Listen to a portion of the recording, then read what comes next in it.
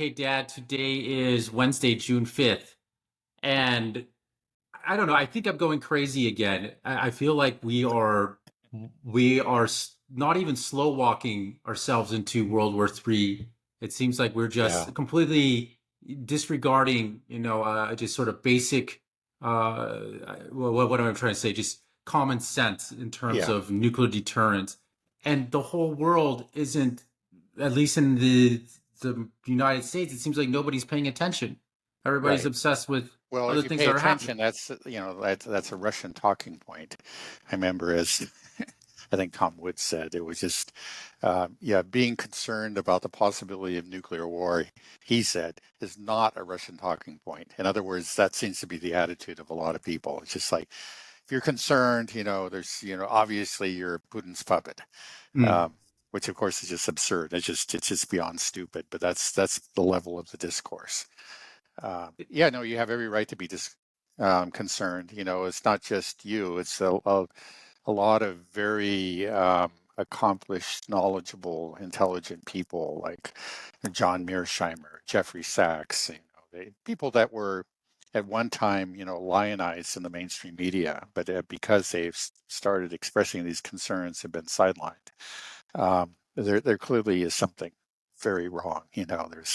We are kind of sleepwalking towards our Armageddon, I think it's fair to How, say. how does that happen? Because Armageddon, nuclear war, should grab people's attention. I mean, you think about the Right. Cold War. I wasn't around then, but I've seen old newspaper articles. It seemed like that was on everybody's mind, and everybody was Yeah. paying Yeah. attention. The Cuban Right. Missile I remember. Crisis, and what we're having right here could be argued is even more dangerous than anything we experienced in the Cold War during the Cuban Missile Crisis itself, because we're actually at the point where we are directly, greenlighting attacks into Russia. I mean, if you just Right.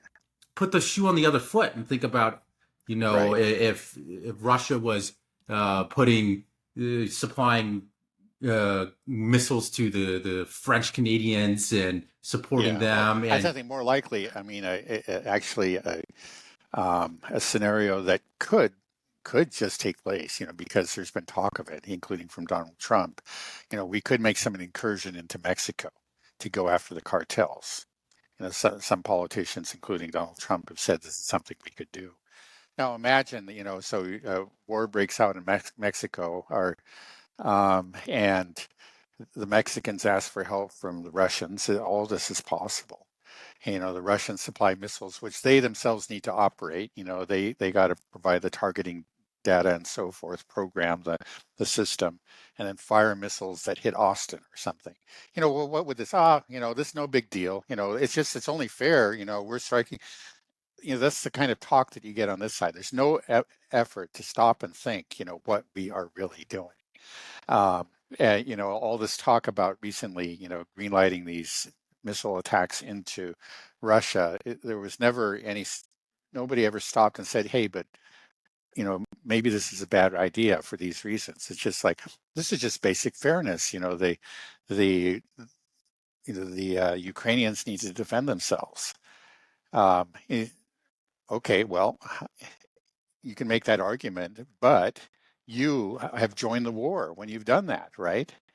You have, because these are your missiles and you are operating them and you are firing them, at Russia. So you are now waging war on Russia. Now that is not just some minor detail, it's not just a question of fairness. This is a clear escalation, a very obvious provocation. So yeah, though, as we discussed, I think it was last Friday, this escalation is not as big as it sometimes made out to be. It was actually just sort of a baby step, but still it was an escalation. So it's just HIMARS. That's the only new system that's being allowed, to that the Ukrainians, really not the Ukrainians, the NATO can fire into pre 2014 Russia, and it's only within a limited scope. It's the area, north of Kharkov, the Belgorod region. So it's not a big escalation, but it's an escalation. It's serious. It's very serious, and it's happened already. A number immediately after this new policy was declared, and a volley of HIMARS were fired into Belgorod, 8 of them. Now, the Russians said they shot them all down, and apparently so, because there's just nothing's come up, no satellite photos or images of any damage done. And then I understand a second volley was fired into Belgrade. I don't know how many missiles were fired, but apparently those were shot down. Again, HIMARS have been almost entirely neutralized by the Russians. So you used to hear a lot about them, a couple of years ago, or a year and a half to 2 years ago. But the Russians figured them out, with their very potent electronic warfare capabilities, and they know how to jam them and send them off course. And they've been doing that with great regularity. Still, there's always a chance. Nothing's 100%. A HIMARS could get through and strike, an apartment building in the city of Belgorod and inflict a lot of civilian casualties, and then we're going to be in some real trouble. Yeah. So, have the HIMARS done anything? One of my friends who's in the National Guard sent me a message, a screenshot of a news article saying that HIMARS hit an S-300 or S-400, took it out.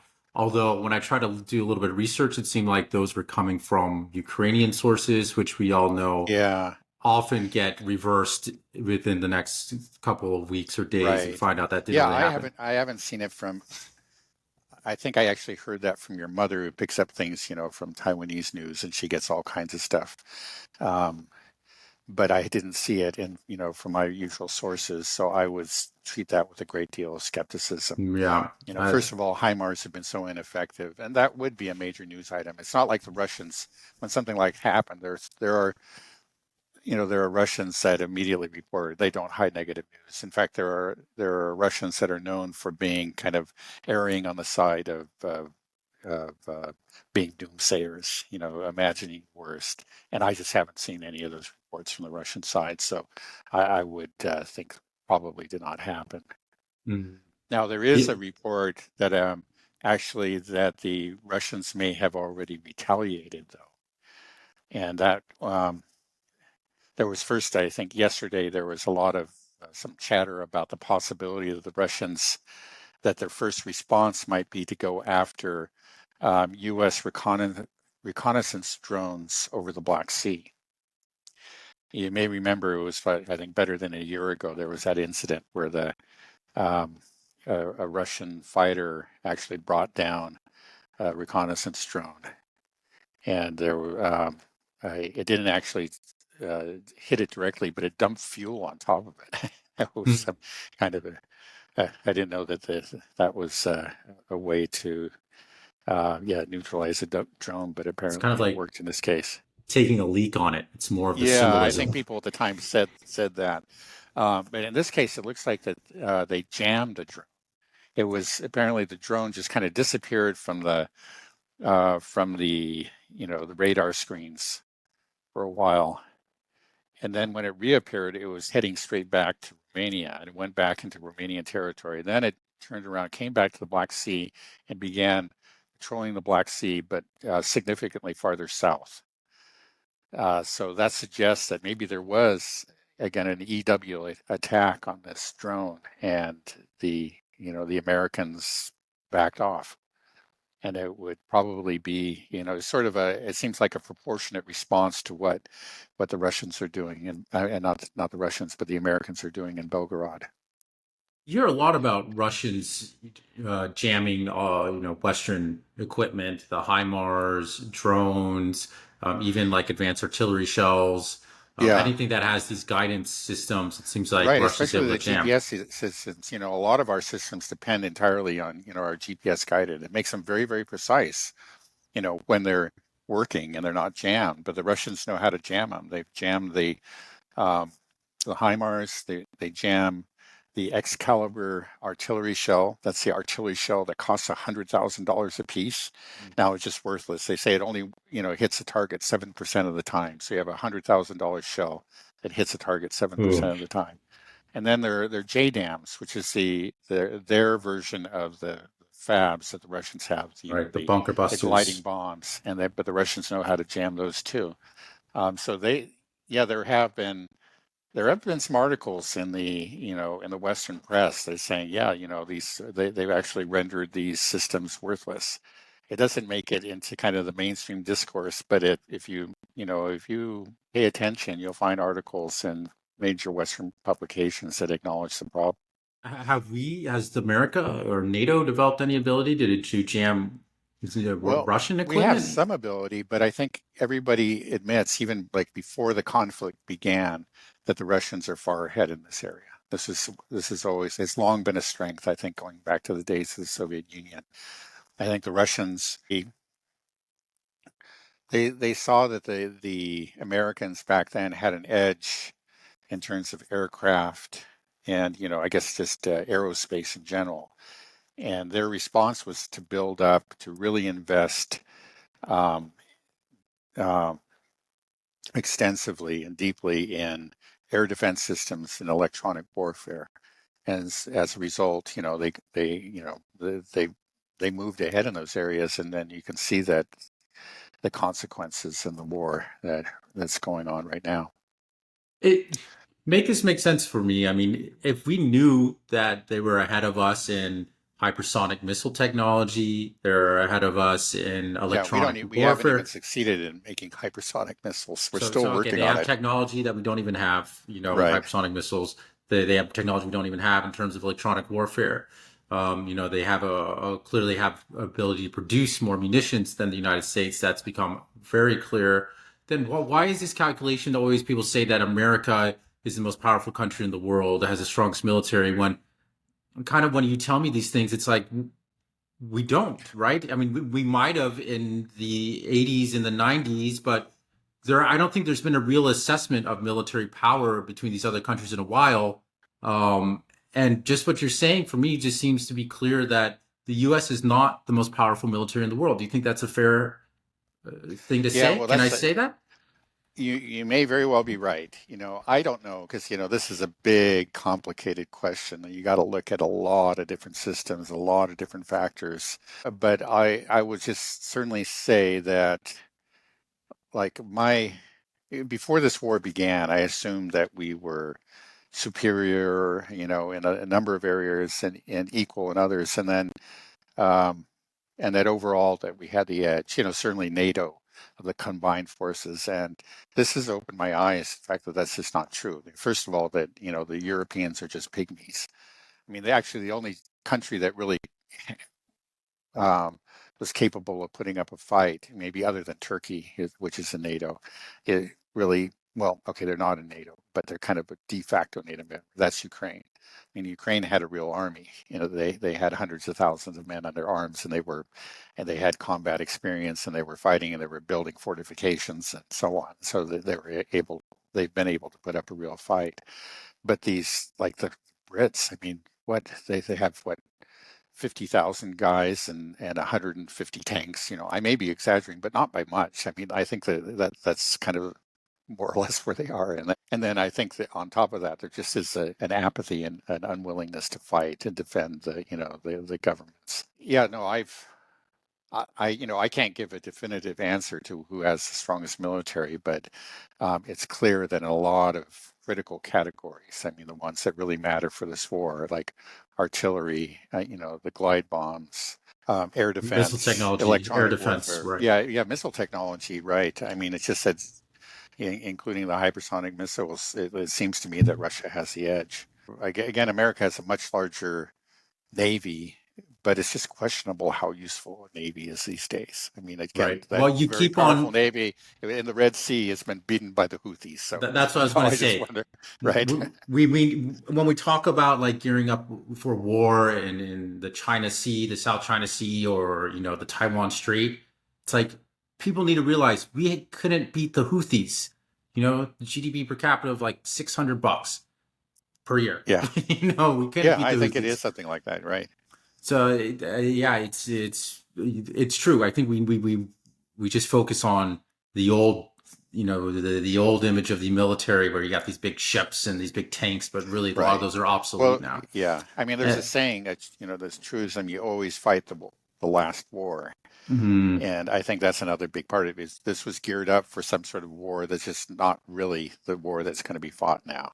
I mean, we have two things going on. I mean, there's the kind of the memory of the great, like World War II, which aircraft carriers and these, the battleships and so on played a very, very important role. So we continue to crank those out, and not at a very high rate, but we built quite a few of them. Um, and Right. then we've had these wars against very weak opponents, counterinsurgencies, and neither type of war really is a war that would be fought against Russia or against China. Yeah, we've gone into detail on the difference between like a war of maneuver versus a war of attrition, and our peer-to-peer wars, everything there is geared towards a war of maneuver. But for example, that's obviously not what's happening in Ukraine. And yeah, our doctrine, our equipment, our training, none of it is actually useful. Uh, was designed, intended for a war of attrition. But that's the kind of war that we appear to be facing. Yeah, just thinking about one other category where we fail miserably is just military strategy and decision making. We have to have an F. Just another example of it, we were talking about the HIMARS, and how they've been effectively basically neutralized by this electronic warfare. But I just saw that the Pentagon has ordered nearly $2 billion worth of HIMARS, doubling the amount of money into HIMARS. So we already have this weapon that doesn't work anymore against, a real modern army like Russia. And of course, the Chinese will have the same abilities the Russians do. We talked about this before. If there is a war with China, then obviously Russia will be with China. So why we decided pumping all this money to produce a weapon that doesn't work? We don't invest into actually trying to, outsmart and out engineer the enemy and adapt. We just keep on throwing more money at the same thing and hopes that something will change. It just Yeah, doesn't make a lot of sense. right. Right. Yeah, well, yeah, no, I think also, yeah. I mean, we have um, So, our procurement system is really it's all about money and lining the pockets of all kinds of people, of the MIC and the congressmen that support them and so on and so forth. And it's all been very comfortable for a long, long time. And there's not really much. These people, it seems, yeah, they haven't woken up. They still. You can see there's just this. They still live in the 90s, essentially, right? That's where they are. That's where clearly Biden is. But I think probably much of the establishment. It's just like that's still how they view the world. And then any other talk they consider as just being subversive, as being, um, Russian talking points or whatever. It's just been too comfortable for them for so long. I guess psychologically comfortable. The notion of being, the unchallenged hyperpower, and then materially very comfortable. A lot of people have profited off of the system as it exists, and they just don't want to change it. It's kind of like, it's just like the at the end of the Qing dynasty. It was just like, what, we're the Qing dynasty, we're the great, the great Qing, and the this great dynasty that currently represents the greatest empire on the earth.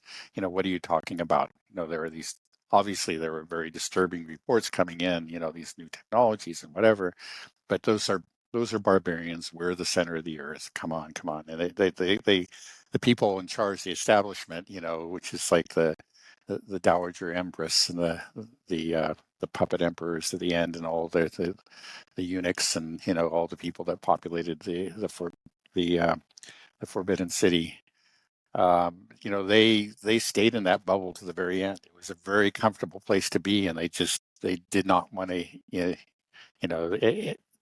All that talk about the need for reform was just a threat to their power and and I think to their own identity, their sense of self-importance, and they just didn't want to hear it. um, okay. Well, I want to bring it back to kind of what we we're talking about at the beginning. Are we now, could you make the argument that the United States is now at war with Russia? Is that where we're at? Like, did it just kind of slowly just? That's Well, what I'm yeah, afraid is that I it mean, just slowly happens. Like, oh, I guess now we're at right, war. Because it's this yeah, sort of proxy right. It's war, and it that's gets. right, right. Clearly this it's been a proxy war. But that's one thing. But when with and there have been incidents. I guess there have been attacks into Russia using American equipment. We talked about these cross-border raids by the Russian volunteer forces, these neo-Nazi groups, but they used American equipment. And now maybe this was done without authorization. At least there is this plausible deniability in that case. The Americans, usually after something like that happened, there was something that would be leaked to the New York Times and saying, "Oh, we're upset at the Ukrainians for doing this. We told them not to use our equipment for that." So there was plausible deniability, but now it's been made open. There was this open policy shift. Now it was limited. It doesn't apply to ATACMS. It's the only change really is the HIMARS, and it's limited to the Belgorod region. But that is because it's understood. Certainly in the past there were a lot of reports that HIMARS missiles were launched with approval and with targeting data provided by the U.S.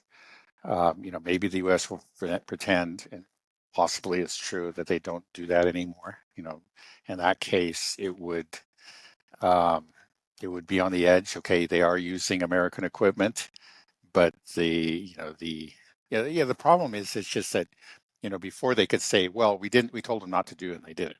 But this Mm. time we're saying, hey, go ahead and do it. Right, right, And right. that just, it's, maybe it's not exactly being at war with Russia, but it's certainly sort of being at war with Russia. Well, It's a limited sense, but it's just like, you talk about the red line. We kind of have our big toe right there on the red line there. It's just well, kind of, the and we're rhetoric from inching Russia, forward. the rhetoric from Russia is changing a little bit as well. It seems like they understand that they're at war with the United States and NATO. Right. I've been hearing they for the first time. I don't know if it was Lavrov or the Ministry of Foreign Affairs used the term enemy when referring to Yeah, the I think it United was States. Peskov. It was the Oh, spokesman. Peskov, spokesman. Okay, right. Right. So, this type of language, and I think, do you think the majority of Russian people think they're at war with the United States? Do they feel like they're more at the war with Ukraine, or do they feel like they're more at war with the United States, or do they view them as basically the one and the same? Yeah. Like, Well, I think for a long time they've seen that this is a NATO war, again, a proxy war, with um, the war would have ended a long time ago if the U.S. didn't and NATO didn't um, supply Ukraine with cash and military equipment. It probably would have ended in the summer of 2022 because the Ukrainian army, the original Ukrainian army that preceded the SMO was pretty much destroyed by I think the end of the summer of 2022. But the NATO trained up a new army for them. Again, you can say that this is a proxy war. They're not fighting, but there was even that it was known that there were advisors, helping them out, training, and then also, helping them operate the equipment. So but it was all unofficial. It was known that this was going on. There were reports coming out at the time, and they've been coming out ever since. And this is the change really here is that it's become official, and it's being applied to a system that it's not particularly long range. I think like the farthest set of HIMARS missile or one of these small diameter bombs that are launched from the HIMARS launcher can go is 150 kilometers, which is roughly 93 miles or so. Um, that's the change. It's just that it's official. It's become well, yeah, they're kind of going up the ladder in terms of weapon systems. So yeah, the well, Russians have seen it, and they're talking more and more openly. As we were fighting. I know before this they were often the talk within Russia is that this is not so much a war against Ukraine as a war against NATO. Yeah, but I mean, it was a war with. It's the NATO involvement is becoming more open and more pronounced. Can you? Yeah, I think it's important maybe for us to understand what the Russians are saying. Are you able to give us some clarity on the red lines that Russia gave, and then talk about how have we crossed these red lines or not? I mean, because it seems like nobody really care. As an American or a Western European, you're not supposed to listen to what the Russians say. Just listen to what Yeah, we say. And I think it's really important when you're dealing with a nuclear right. Yeah, power to listen right, to what they say so we don't blow up the world. right, right, So the problem is we're not listening to what they say. And I've heard straight from, Putin said it when he was in Uzbekistan, gave a very clear red line. Lavrov did as well, just saying that we're playing this very, very dangerous game. So maybe you can just kind of, summarize the red lines, who said what, and right. when, and if Yeah. we've crossed these Well, lines. I think you're right. It's just recently it was Lavrov, and I mean there have been comments that have been made in the past that are but they're more of a general nature. Just sort of like if we continue down this path, there will be consequences or something. But there wasn't really a bright red line drawn anywhere. There are warnings of a general nature that have been ignored as the U.S. has continued to escalate. But this time, I mean, it seemed to me that it was much more specific. He was talking about this specific policy change, and allowing American missiles to be fired into pre-2014 Russia. And he pointed out, that we understand that these missiles are fired with the assistance of NATO, of the U.S. in particular, and therefore this really is an act of war, and um, we will respond accordingly. Now, I don't know what that means. He hasn't said that okay, but it's more than that because it was prior to the statement in Uzbekistan. It was the same thing. The same issue was raised in connection with the UK. It was Foreign Minister David Cameron had said um, it was talking about the same policy change. Our storm shadows can be fired, deep into Russia. That's okay. We're going to do that.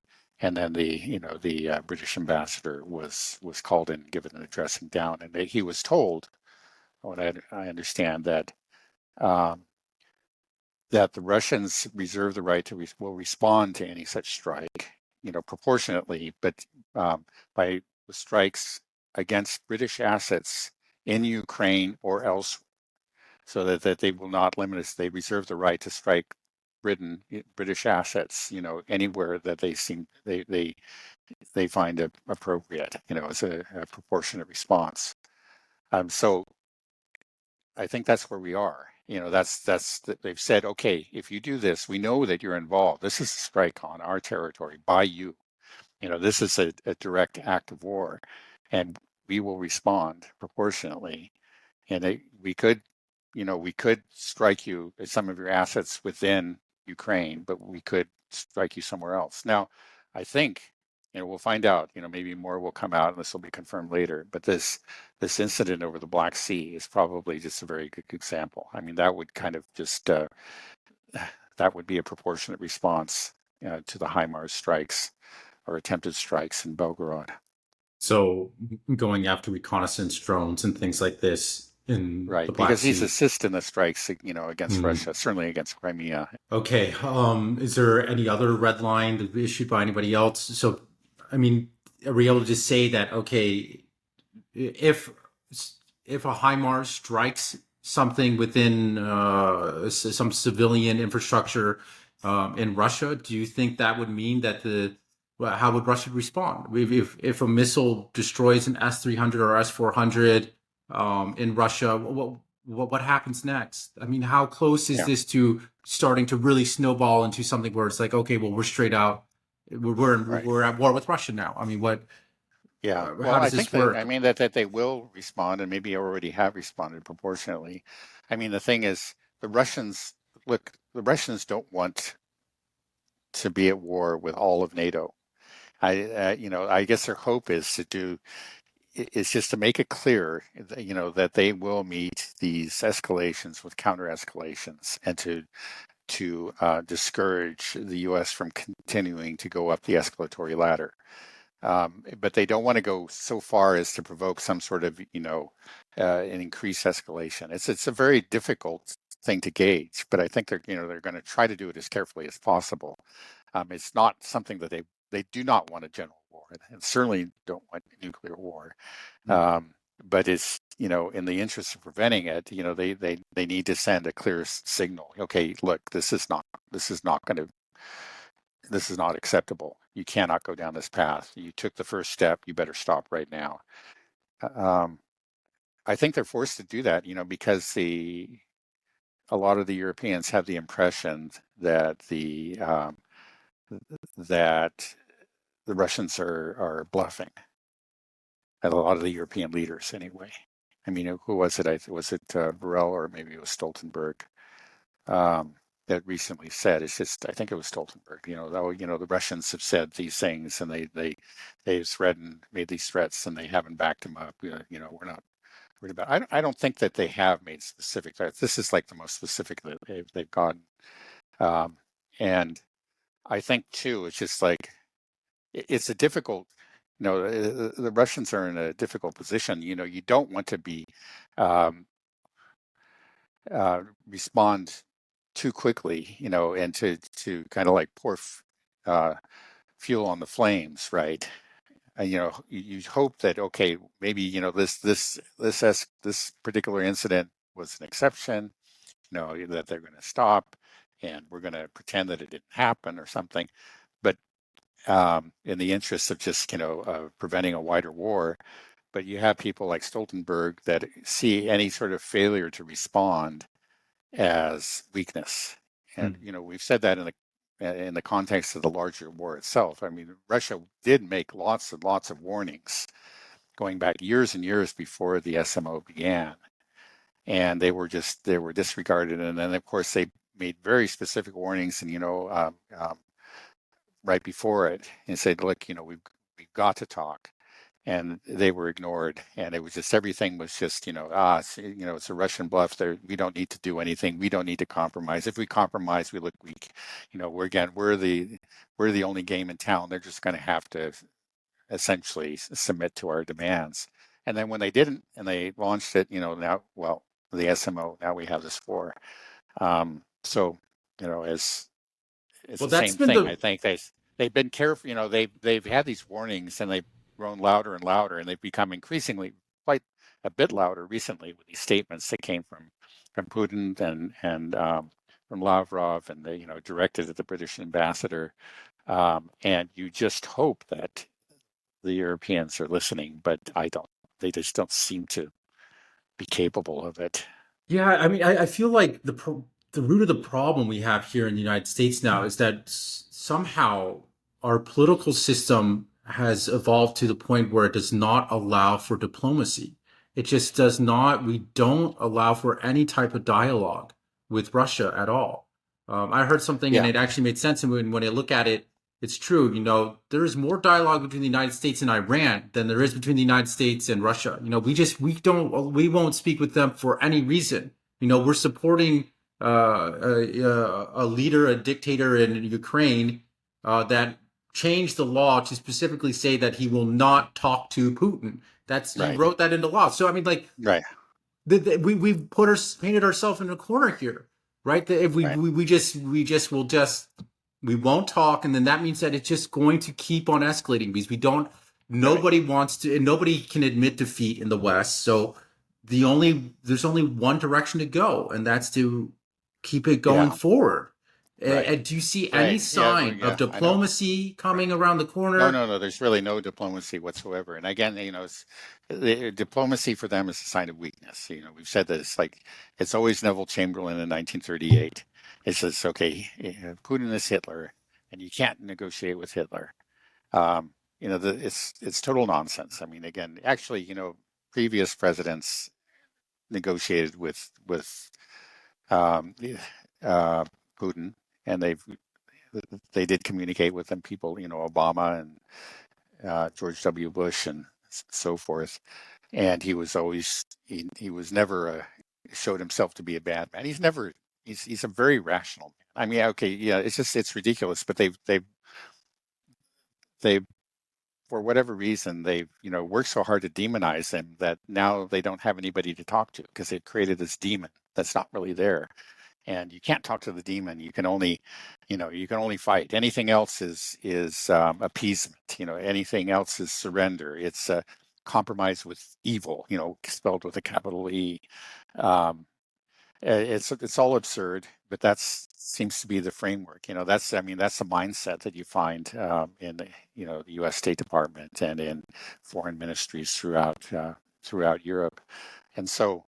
Yeah, so we're on this course where it seems like the only thing you can do is escalate, and like I've said before, the only thing, perhaps the only uh, thing to hope, that gives me hope is just our weakness, especially the weakness of Europe. It's just when it actually comes down to it, both weakness in terms of equipment, but then also popular support. These these governments just don't have it. It's just like when it comes down to actually, sending troops in and just, formally declaring war with Russia, they just might not be able to do it. They just might find, okay, yeah,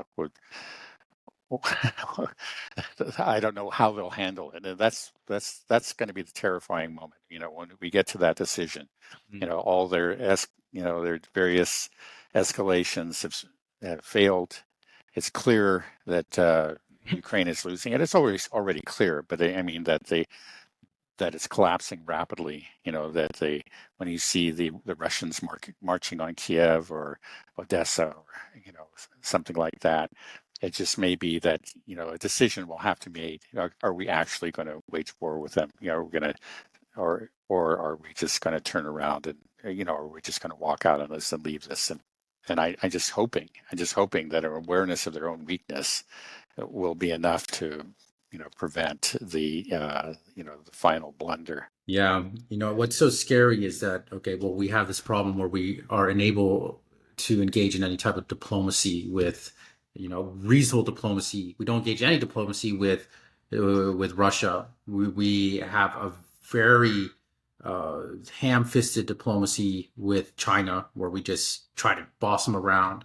We don't really have anything with Iran, and then we have all these foreign powers that are trying to drag us into these conflicts. Zelensky clearly obviously wants NATO, is doing anything he can to get NATO involved in this war, because it's the only way that he knows that he can potentially win and save his ass, is we got to start World War III. So he's pushing for that. And I think he's demonizing China as well to help kind of stir the pot, saying like, well, maybe we can start World War III in Asia, and then that will help bring the United States involved in this conflict. And then we're going to have a whole world war. Right. Maybe we'll get lucky and win, and I survive and live. And then we have Netanyahu in Israel that is doing the same thing, saying now Israel is in real trouble thanks to what the Israelis have been doing in Gaza, and they're doing everything they can to try to bring the United States in to conflict, direct war with Iran, because they feel like we just need to bring the U.S. So we got all these powers that have actually a credible amount of influence in the United States. We've talked extensively about the Israeli lobby, but you mentioned in our last podcast about actually Taiwan has a very strong lobby as well in the United States. Obviously, the whole Ukraine project was built within the deep state. There are very powerful forces within the Pentagon and the CIA that have been invested in this and moving this project forward. So it's just a really, if you just take a step back and look at it, you just think like, we don't have to be involved in any of these. None of these have anything to do with the security of me and my family here in Tennessee. Right. Like, why are we trying to start a war with China? Why are we saying we'll back up Taiwanese independence, without understanding the complexities of it at all? Right. We'll the same thing in Ukraine, we'll orchestrate a coup, make them join NATO without any regard to the security concerns of Russia, and just it's just insanity. And none of it has anything to do about making America safer or more powerful. It does the opposite. It bleeds us dry, in just terms of the cost, trillions of dollars on these pointless wars. Not to mention that we just kill millions of people, and it's bringing down destroying the dollar, isolating us on the international scene. There's zero benefit, only negative effects. It's so clear if you take a step back and look at it. But I guess the machine is moving, so we can't stop it. We just can talk about it. Yeah. I Yeah. don't Well, actually, know. uh, the reports from Israel just the last couple of days said an invasion of Lebanon is imminent, and at least some Israeli commanders or like ex-IDF officers are saying openly. This is what I've heard, in Israeli right-wing media that yeah we want World War III. Yeah, that's good for us because Mhm. you know I think there's an awareness that Israel is got Right. itself into a huge mess, and it's like we're saying, yeah, they're they're thinking the only way out of this mess is to create a spark a regional war and even better a global war. And Right. there's just this kind of this faith that well America wins the world wars. We've had two so far, and America won both of them. America entered late or after both of these wars began, and they and won decisively in both cases. So all we need is a World War III because we know that America wins world wars, and it's, um, it's insane, but it just seems to be it really does seem to be how these people think, how Zelensky thinks, how Netanyahu thinks, but then also, they're both of those men are in serious trouble.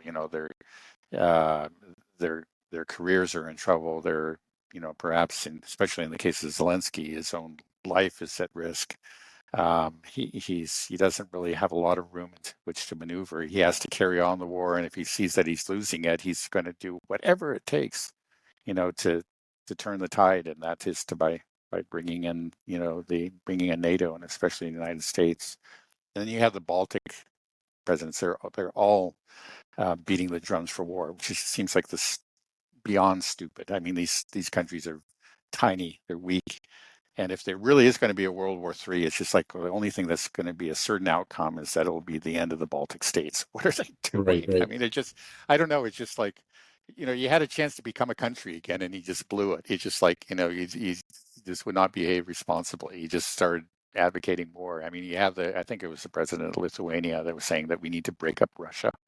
Yeah, right. Okay. Yeah. So, of course, it's just so it's so reckless and so irresponsible. And again, they would have no say in it because they're tiny. They just would have, but they are urging the U.S. to do this for them.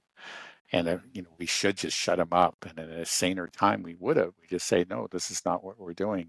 It's like this is not in our interest. But we seem to, yeah, So just do you think, can, and so, I mean, there are a lot of forces that we've allied ourselves with that are really wanting World War III. Do you think they'll get their way? Do you think that will there be I mean, it's just like I started this conversation off. It's just yeah, am I going crazy? Is this actually happening? Or is yeah. it because Well, I'm yeah. Well, talking the about other, these right, subjects right. with you? Yeah. Well, the scary thing is that it's not just you, that's saying this, but these leaders are talking this way. What breaking up Russia, that could only happen through some sort of, yeah, bringing the U.S. into, drawing them in on a conflict against Hezbollah and Iran. That certainly is going to be a regional war, but of course, Russia is a strong ally of Iran and of Syria. Syria would inevitably be involved. All these conflicts could merge. And then you have recently there were like the military exercises just on the Philippines, and there's just been this talk of almost sort Right. of an inevitable war against China. It's not you that it just seems to be in the air. People are talking about it. Like you say, why are you talking about this? If it's a possibility, shouldn't you just be working, doing everything you can to avoid it? But it just seems like there's this sense of inevitability or the obviously among some people it's what they desire. It's and then you just don't have sane people. It's just is enough sane people saying that yeah we need to do something different. We're heading in the wrong direction. Let's avoid this. um Well, I you know think the problem is that just most people in the Western world are not aware of this constant escalation that ladder that we've been on and how close we are Right, getting. Because there's so many other things in the news, and we don't have an independent media in the West anymore. right. All of the media is just a propaganda arm of the U.S. government. It seems like. So I think most that's the problem. If it was like it was during the Cold War, there were always stories about, the threat of, nuclear war was on everybody's mind. And so everybody was very attuned to it. But here, the average person you talk to, everyone's Mhm. consumed with, the Trump trial or, something else happening, immigration or whatever. Yeah. I Well, it think a always lot seems of to be people, described as, like, especially speaking of Russian, that, well, Putin is a bad person and he needs to be punished. We talk mm, about malign, Russian behavior. It's just sort of a talk of, like of again, of a teacher in an elementary school. This person needs to be punished, and there's just no recognition that, this country has more nuclear weapons than you have, and they also have, superior missile forces, and maybe we can't, maybe you don't like them, but we can't talk that way. Maybe we have to compromise. We have to be aware that there are limits to our power. And, this other country that you're talking up war with, they're the greatest manufacturing power on earth. In both cases, you're talking about wars, that would be conducted right on their borders where they have the, escalatory dominance and the, all the advantages in terms of logistics and so forth. And then also, for both of them, these are existential wars. Taiwan is an existential issue for China, and Ukraine is an existential issue for Russia. So we've gone in, refusing to consider our limits, refusing to just consider the relative commitments of our opponents. Neither China nor Russia will simply, let us defeat them in these theaters. It's just not going to happen. There just seems to be a willful blindness, and I guess again, it's just a blindness that comes from hubris. It's just this pride, the sense that again, I just think of like the eunuchs in the the Forbidden City and the Qing Dynasty during the last days, whispering into the ear of the Dowager Empress. This is yeah, we are the Center Kingdom. We are the one great power. Don't we can't compromise with barbarians. it, uh, is there any country or coalition of countries that could maybe kind of pull us back from the brink? Like if it starts to get really close to where all of a sudden, you know, World War III looks like it could break out, nuclear war could break out. Could all these countries sanction the United States? Say, okay, U.S., sorry, but no, but we don't want to blow up the world. No shipments to America until we cool things down. Something like that. Yeah, well, Because obviously the one country that could do that would be China. right, I mean, like you could create an economic catastrophe, economic collapse in the U.S. immediately. I think they're very reluctant to do that because they would also, they profit from this trade and they want to continue profiting from this trade mm, with the U.S. Um, but they do have that ability. That's the one country that could, um, right. you know, That's what I was saying. He could turn it all off. Just be like, this has to end. And then right. all of a sudden, the U.S.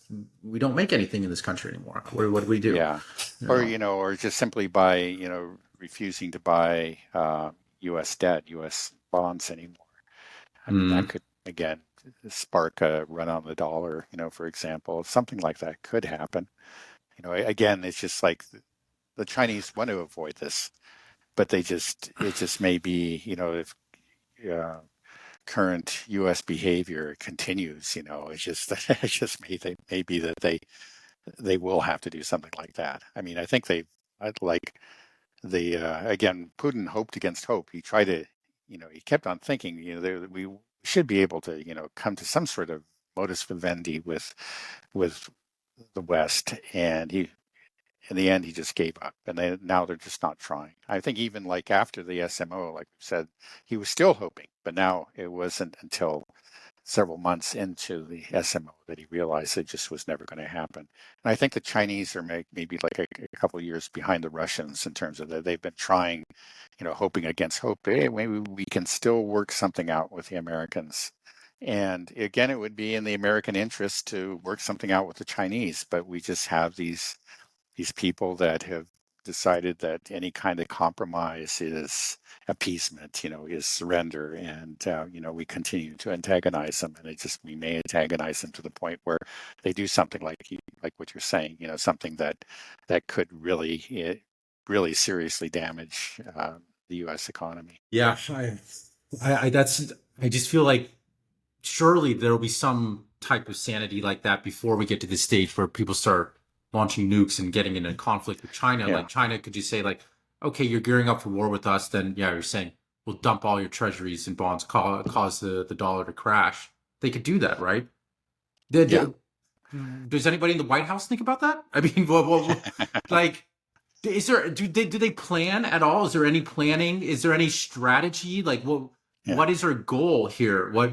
yeah. I don't know. It seems like it doesn't seem like there's really much of a strategy. I mean, there was like the contrast to previous presidents, like for example, President Nixon, um, who actually he did actually probably more to achieve, take us back from the nuclear brink than anybody. I mean, Kennedy, we have to be thankful, right, that he did not listen to his advisors. He worked out a deal with Khrushchev, and then, but then Nixon later, kind of continued. Well, first he did something that was very much in the U.S. interest, and that is that he, established diplomatic relations with the PRC, with the Maoist government. Now, this was the Maoist government. These were the real crazies.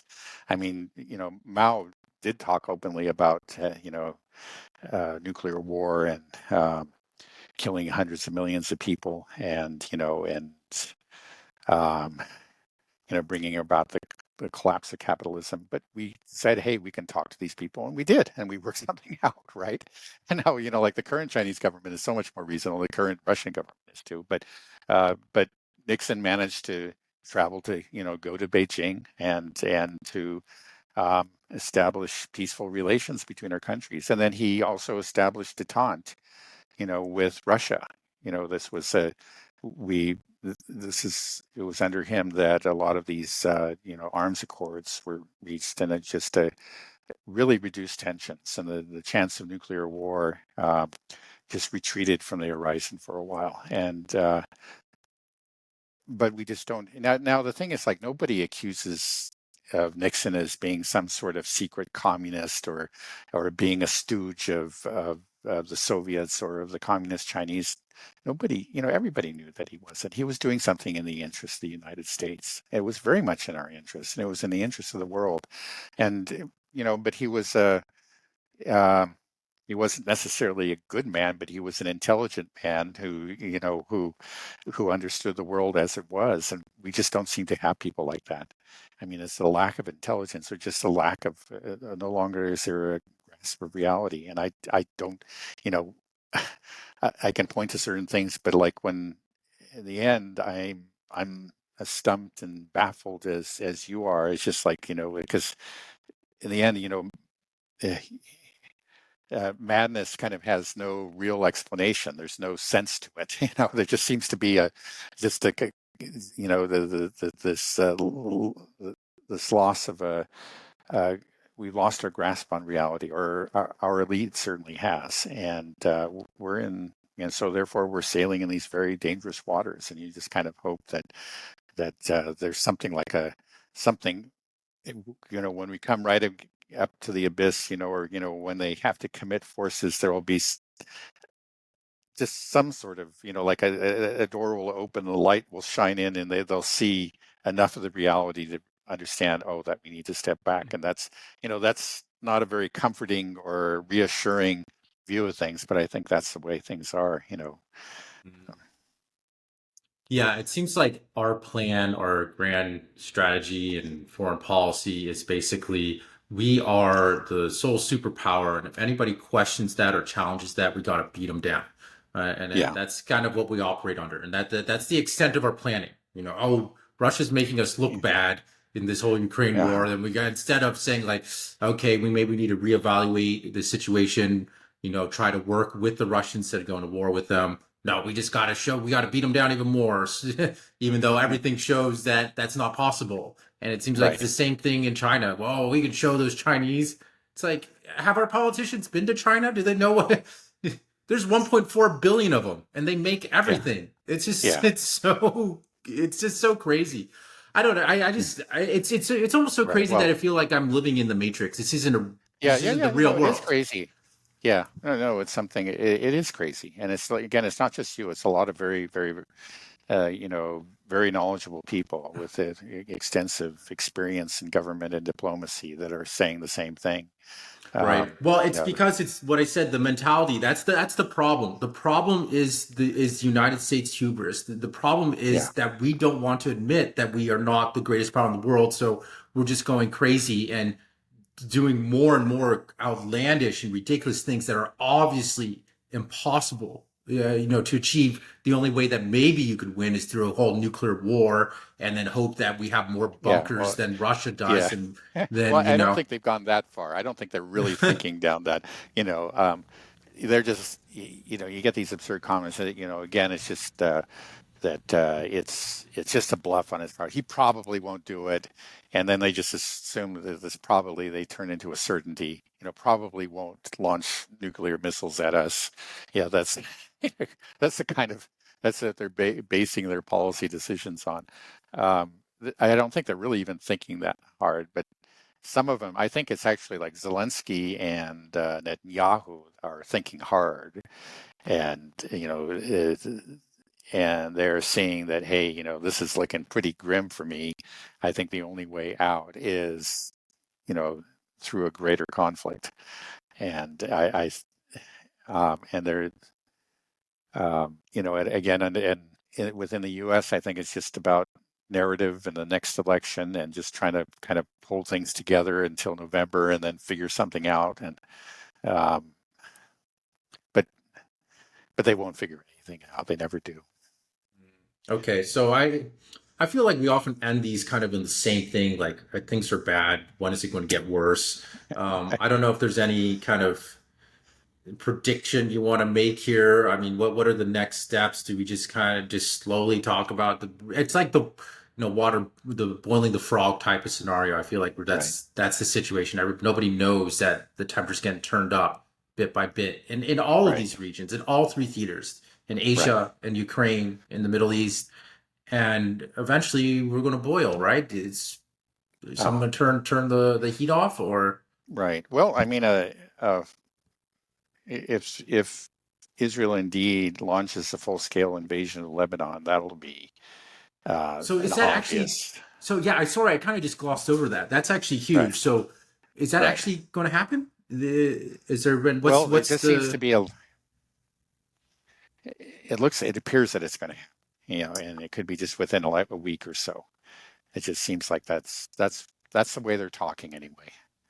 That's always been a possibility, but it's just like the talk has become much more explicit and you know alarmist in the last few days.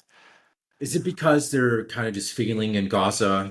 Too many people are watching them, and they can't just carry out the genocide. They haven't been able to, dismantle Hamas at all. So are they thinking like we'll just try to shift our attention to the north? Because I've also been seeing that the Hezbollah has been, doing rocket attacks into northern Israel, Golan Heights area, which disputed territory. Um, so, yeah, are they? Do they feel like we got to address this threat up here now, or is it because they just want to shift the focus? What is the reasoning? Is it or just to draw on a wider war to get the United States involved? Well, I think it's probably all of those things. I mean, um, Hezbollah has really been putting pressure on them. I mean, that for ever since the Gaza invasion began. Um, and as a result of Hezbollah's pressure of its rocket attacks, something I think it's a couple 100,000 Israelis were actually evacuated from northern Israel and are staying in hotels like around the Dead Sea. And really, there's no chance for them to go home. This is something that, the government's feeling pressure on this. This is, well, first of all, a domestic pressure from these people that can't go back to their homes. But then also, it's also another sign of Israeli weakness. And I think more than anything, it's like the Israelis want to reestablish that that deterrence that they had. This sense, they create that fear among their neighbors that this is, we are the giant here. You don't dare mess with us. Any attack on us will result in your immediate destruction. Or if you kill one of our guys, we'll kill 100 of yours. It's they've been kind of going by this logic of deterrence for years, and it's maybe to some extent it's been successful. Well, until now, and but they've lost it. I mean, they've failed. They've killed a lot of women and children, but that doesn't make them look strong in the eyes of the world, or certainly among the Arabs. It just makes people hate them. They failed to defeat Hamas. Hezbollah has got them, has forced them to evacuate hundreds of thousands of residents, and the world is they they appear weak. It's just like they're that mantle of invincibility has fallen from them, and they want to um, they want to be able to reestablish it, to put it back on, and once again declare, don't dare. You see who we are. You will. We just crushed you, and we will crush you again. I see. That's part of it. But then also, it's just the awareness that, that this desire that goes back decades to get the U.S. involved, because they do understand that no matter what, they cannot defeat Iran on their own. And Iran is the rival that the elite, Netanyahu in particular, has been obsessed with for decades. So yeah, they also want to bring in the U.S. So there are all these things that are pushing them towards an attack on Lebanon. And again, it's just like, maybe this talk will die down, but they're talking like it's going to happen very soon, and we'll see. Okay, scary stuff. Just to recap, I feel like we have three powder kegs that can set off World War III. We have Ukraine. Ukraine can use ATACMS missiles or do something with more U.S. military hardware Yeah. to provoke a real Well, at this response point, from they're Russia. not allowed to. Yeah, use Right, they're not allowed to. ATACMS. But I mean, we're gearing up towards more and more. Yeah, Missile moving in strikes. that Then Russia direction. moving in right. So that you have Ukraine using with our backing striking into Russia to start World War III. We have Israel with the potential invasion of Lebanon, and Hezbollah is probably going to end up doing way more damage to Israel than I think Israel realizes. And also potentially involving Iran, which will, and Netanyahu is going to do everything he can to get the United States involved in this war. And then we got the third one, which is us sort of having some kind of agreement with Taiwan saying that we will protect them militarily if they declare independence, and we are pushing for an independence movement in Taiwan. So we have all three of these that are really major. Any one of them the whole world should be looking at if there's only one. But we got all Right. three playing out at once. And now for Right. me, the game is just which one goes first, Right. So which one do you think will go first? Well, which one goes first? Um, I guess I would say Israel. Again, Yeah, because this could be next week that they go into Lebanon, and this whole thing could just blow up again. It could, escalate to a much higher level very quickly. Because if they go into Lebanon in a serious way, that's going to the Lebanese. I mean, the Hezbollah is, a formidable fighting force, and they demonstrated in the past that um, they can go toe to toe with the Israelis, and they also have accumulated a lot of missiles. I think we haven't really seen any of them so far. They've used uh, these rockets. It's just at the most primitive end of the range of missiles that they have, but they have some. From what I understand, they've received a lot of very uh, effective lethal missiles from Iran, and they could just take out entire military bases, for example, within Israel. It could be if Israel goes in and it makes a full-scale invasion, really tries to, defeat Hezbollah, not just a limited incursion, but a full-scale invasion, then we could see a real war, and a war that Israel could conceivably lose. But again, the U.S. is not going to let them lose, and I think inevitably would intervene. And if the U.S. intervenes, then what does Iran? And it becomes all very, very scary. Right, and then Russia. This is Yeah. Syria. We got. Okay. Oh boy. Well, let's end it there. And then I think we can dive into some more of the Middle East on Friday. Because it does Okay. seem. Well, we'll see what happens. If Israel Yeah. invades Lebanon, we'll definitely talk about that. So, okay. All right. Thanks a lot, Dad.